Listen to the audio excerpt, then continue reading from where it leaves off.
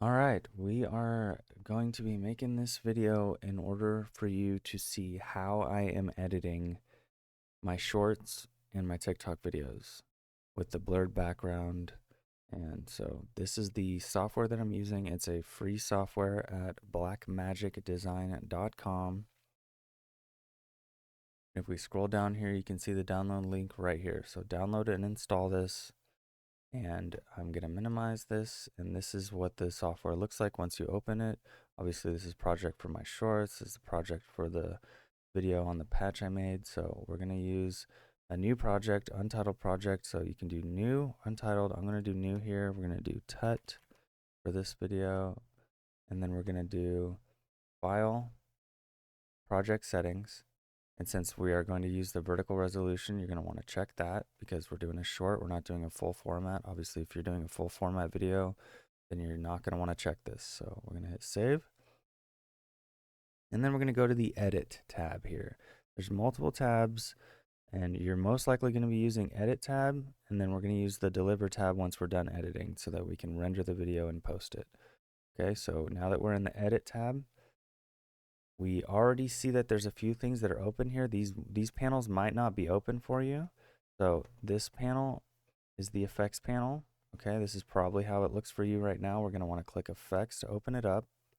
And then we're going to drag our video to the media pool. Okay.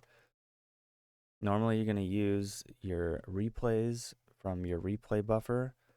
And it's asking me if I want to update or change the frame rate. We're going to say change because you're most likely recording at 60 FPS. And Davinci's default FPS is 24. So we're going to want the highest FPS we can get so that we can have the highest quality video. We're going to double click on our replay. If you're going to want to just use the full clip, then you can just drag it down to the timeline. But I want to make this as easy as possible on us because we don't want to do editing in the timeline. We want to do it in the preview panel. And I typically have my clips at the end of my replay buffer. I don't normally have a full 2-minute replay that I'm using in the actual rendered video. So I'm gonna we're gonna reduce this so you can hear me talking, and I'm going to drag this all the way to the clip that I'm looking for here. So there's just a quick shot here that I take right there. So I'm gonna want to go back right before it, hit I for in, and then you can see where that little button is for in. And I'm gonna drag the playhead to after that, and we'll give it a couple seconds, and then we'll hit O for out. Now you can do this multiple times. You can hit in over here and out here and drag it into the timeline, and then you can do, so it's very versatile. You can do in and out as many times as you want so that you don't have to cut up the video while you're in the timeline. So now that we have our in and our out section, we're going to click and drag this from the preview panel into the timeline. And now we have our video in the timeline. What we're going to want to do is click on it.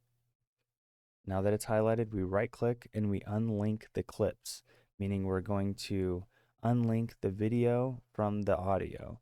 So we'll select the timeline so that we're not highlighting both, and then we'll select the video so that we're only highlighting the video. So you can see how each one is separate now. Now to duplicate the video, because we want two different videos, we want the foreground and the background. This is just for me personally. I know that you guys can do this in however way you want, but this is how I do the videos for TikTok and for my YouTube shorts. We're going to hold Alt, select the video clip, and drag it up so that we can duplicate it. Now we have two different video clips, one for the foreground and one for the background, okay? Now for the foreground, we're going to want to reduce the zoom. This is the inspector tab. You might not have it. It might look like this. So I want you to select inspector tab, and we're in the video tab of the inspector panel. All right. Reduce the zoom on your foreground video. Make sure you have the top video selected or highlighted in red here. And then you'll have the zoom. You see how the mouse changes to the arrows? And then you click and you drag it over to the left. And you can see how it's zooming in and out of the video here. So I typically go around 0.6, 0.7. To reduce that a little bit so that we can see a little bit more of the video. And this is basically the end of editing. All you have to do is add the blur to the background clip. So the background clip is the one on the bottom. And you have Gaussian blur here. You might have toolbox selected when you first open your effects panel here. And we're going to select open effects. Gaussian blur is the third selection down. And we'll just click and drag it over to the background clip. And then you'll see a open effects panel here in the effects tab of your inspector panel. This is video. Obviously, this is where we were before, and the effects is right here. And here's the strength of the blur. And you'll be able to see it in the preview panel change as you drag it. So you can leave it here, or you can max it out. I typically max it out. You don't have to do it. You can put it wherever you want. But that's about it. I mean, now we're completely done editing. It's very quick. It's not very complicated. I know there's some keybinds here, but you'll get used to that. You'll get a lot faster at this. I can promise you, the more you do this, the faster you're going to get at it. So now you can watch it. You can hit spacebar to watch it in the preview tab here. So we're done editing.